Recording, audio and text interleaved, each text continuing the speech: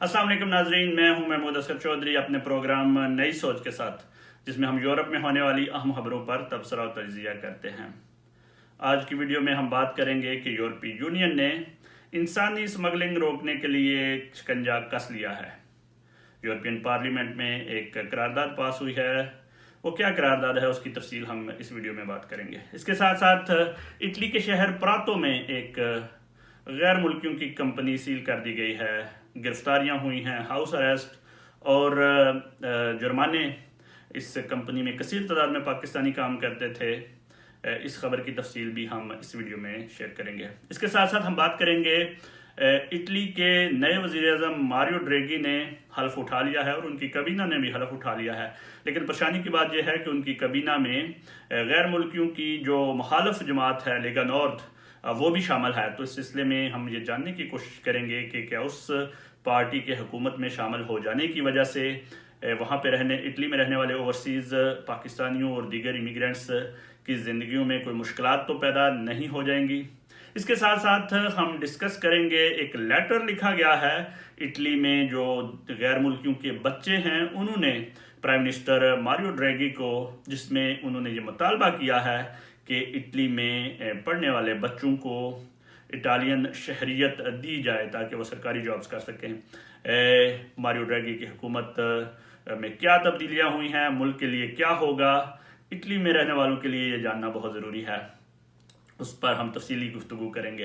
Video में आगे जाने से पहले मेरी आपसे गुजारिश है कि आप इस वीडियो को ज़्यादा से ज़्यादा लाइक कर दें, शेयर कर दें, ताकि दूसरे लोग भी इसके बारे में जान सकें। और हमारे चैनल को सब्सक्राइब कर दें अगर अभी तक आपने नहीं किया, ताकि ताज़ा तरीन इंफॉर्मेशन आपको मिलती रहे। गैर कानूनी इमिग्रेशन के हवाले से एक दफ़ा फिर यूरोपीय यूनियन मुतहर्रिक हो गई है। यूरोपीय यूनियन में एक करारदाद पेश की गई है जो कि एक MEP हैं जुआन फर्नांडो, उन्होंने पेश किया है और उनकी को स्पॉन्सर मारिया थी। उनका ये कहना है कि जो पेंडेमिक की वजह से, कोविड-19 की वजह से गैर कानूनी इमिग्रेशन में इजाफा हुआ है और ऐसे इंसानी स्मगलर मुतहर्रिक हो गए हैं जो लोगों को न सिर्फ सरहद पार करवाते हैं और गैर कानूनी स्मगलिंग का बायस बनते हैं, बल्कि दूसरी जानब वो ख़वातीन और बच्चों के इस्तेहसाल और प्रोस्टिट्यूशन के हवाले से भी सरगर्म हैं और ख़वातीन को गरीब ममालिक से लेकर आते हैं और यूरोप में इस किस्म के मकरूह जराइम में मुलव्वस करते हैं। इस सिलसिले में इस करारदाद को 571 वोट मिले, जिनमें से सिर्फ 61 उनके खिलाफ पड़े। और हुकूमत पर ये जो यूरोपीय यूनियन है, इस पर जोर दिया गया है कि किसी भी तरीके से इस इंसानी स्मगलर को रोका जाए, इलीगल तरीके से जो लोग यूरोप आना चाहते हैं और जो गैंग मुतहर्रिक हैं ऐसे लोगों को यूरोप आने के लिए, उनके खिलाफ शिकंजा कस दिया जाए ताकि लोग गैर कानूनी तरीके से यूरोप ना आए बल्कि लीगल तरीके से आए। इटली का शहर है प्रातो, जो टोस्काना रीजन में है। बहुत कसीर तादाद में वहाँ पाकिस्तानियों की मौजूद है। इसके साथ साथ चाइनीज़ कम्युनिटी वहाँ पे बहुत कसीर तादाद में रह रही है। इटली के जो सरकारी अदारे हैं उन्होंने छापा मारा है एक चाइनीज़ कंपनी पर। टेक्सटाइल की कंपनी थी जो मुख्तलिफ टेक्सटाइल से वाबस्ता वर्कर्स से काम करवा रही थी, पेंडेमिक के दिनों में भी करवा रही थी। और दूसरी बात यह है कि वो उसमें कसीर तादाद में बंगाली और पाकिस्तानी जो वर्कर्स हैं वो काम कर रहे थे। लेकिन एक शिकायत ये की गई कि ये चाइनीज़ फर्म गैर मुल्कियों से जो है वो गैर कानूनी काम करवा रही थी, उन्हें एक्सप्लॉइट कर रही थी, 12-12, 14-14 घंटे काम करवाती थी। उनका कॉन्ट्रैक्ट जो है वो लीगल नहीं था, बहुत से लोगों के पास डॉक्यूमेंट्स भी नहीं थे। और इस सिलसिले में उनको अब पकड़ लिया गया है। 3 बंदों को हाउस अरेस्ट में रख दिया गया है और इसके साथ साथ उनकी जो मशीनरी है वो सीज कर दी गई है और 2,50,000 के करीब वर्थ की जो उनकी मशीनरी है, 100 के करीब मशीनें थी, वो भी स्टॉप कर दी गई हैं। प्रेस को बताया वहाँ की जो लेबर वर्क के हवाले से मिनिस्ट्री है उसके मेंबरान ने कि वो बड़ी एक कामयाबी कह रहे हैं इस ऑपरेशन को, क्योंकि इटली में इस तरह किसी से इलीगल काम करवाना जो है وہ نہیں کروایا جا سکتا، غلامی میں آتا ہے، ایکسپلائٹیشن میں آتا ہے، ایک نیشنل کانٹریکٹ ہوتا ہے، اس کی شرائط پوری کرنی پڑتی ہیں، اس کے حساب سے کام کروانا پڑتا ہے، کام کی کوئی ٹائمنگ ہوتی ہے، اس کو مد نظر رکھنا پڑتا ہے۔ تو یہ چائنیز کمپنی جو ہے ان کی سجورنو بھی بین ہو گئی ہیں اور ان کی کمپنی بھی بین ہو گئی ہے اور ان کو ہاؤس ارسٹ میں رکھا گیا ہے۔ تو یہ ایک اچھا سگنل جائے گا ایسی کمپنیز کے لیے، خاص طور پر جو چائنیز کمپنیز۔ اٹلی کا سیاسی بحران تقریباً حل ہو گیا ہے۔ اٹلی کے نئے وزیر اعظم کی حیثیت سے یورپین بینک کے سابق چیف ماریو ڈریگی، جن کی عمر 73 سال ہے، انہوں نے اٹلی کے صدر ماتریلا کی درخواست پر اپنا حکومت تشکیل دے دی ہے۔ کل ان کے ساری کابینہ نے بھی حلف لے لیا ہے۔ یہ 23 ارکان پر مبنی ایک کابینہ ہے اور اس کے بعد اب یہ سینٹ اور قومی اسمبلی سے اعتماد کا ووٹ لیں گے، جو کہ مل جائے گا، کیونکہ حیران کن طریقے سے تمام سیاسی پارٹیوں نے ان کو اعتماد کا اظہار کیا ہے اور یہ مشترکہ حکومت بنتی جا رہی ہے اور تمام پارٹیوں نے اپنی اپنی جو نمائندگی کے حساب سے کابینہ میں بھی حصہ لے لیا ہے۔ 23 ممبران ہیں، جس میں 1/3 جو سیٹیں ہیں کابینہ کی وزراء کی، اس میں خواتین کو شامل کیا گیا ہے، جو کہ ایک اچھا سٹیپ ہے۔ اس کے ساتھ ساتھ جو یہ حکومت ہے یہ مکسڈ ہے، ٹیکنوکریٹس اور سیاستدانوں کے ساتھ مل کے تشکیل پائی ہے۔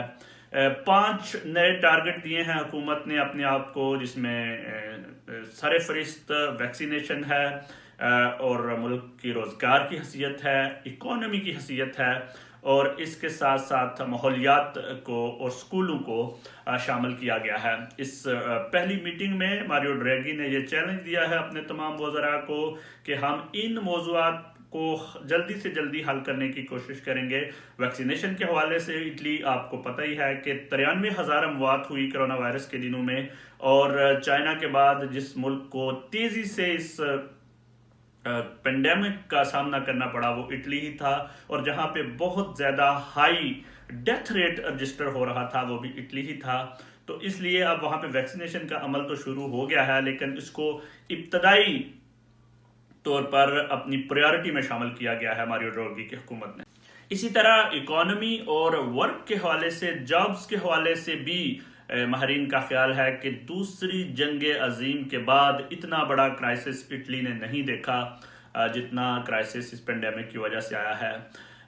ماریو کو سپر ماریو بھی کہا جاتا ہے، وہ بڑے میریکل کرنے کے بارے میں مشہور سمجھے جاتے ہیں۔ یورپین یونین کا یورو زون کرنسی کو بچانے کے لیے انہوں نے کمال کے کام کیے ہیں، اور اب اسی لیے اس اکانومی کو انہوں نے پریارٹی رکھا ہے، تو اس سے یہ امید کی جا رہی ہے کہ ملک کی اکانومی بہتر ہوگی۔ اس کے ساتھ ساتھ جو ماحولیات ہے اس کے لیے انہوں نے ایک باقاعدہ پوری وزارت تشکیل دی ہے، جس کو منسٹری فار ایکولوجیکل ٹرانزیشن کا نام دیا گیا ہے، اور ایک نئی قسم کی وزارت ہے۔ تو ان کی جو میٹنگز ہیں اور ان کے جو انٹرویوز ہیں اور جو جس چیز پر وہ بڑے زور سے دے رہے ہیں، اس سے یہ لگتا ہے کہ اٹلی کو وہ بحران میں سے نکالنے میں کامیاب ہو جائیں گے۔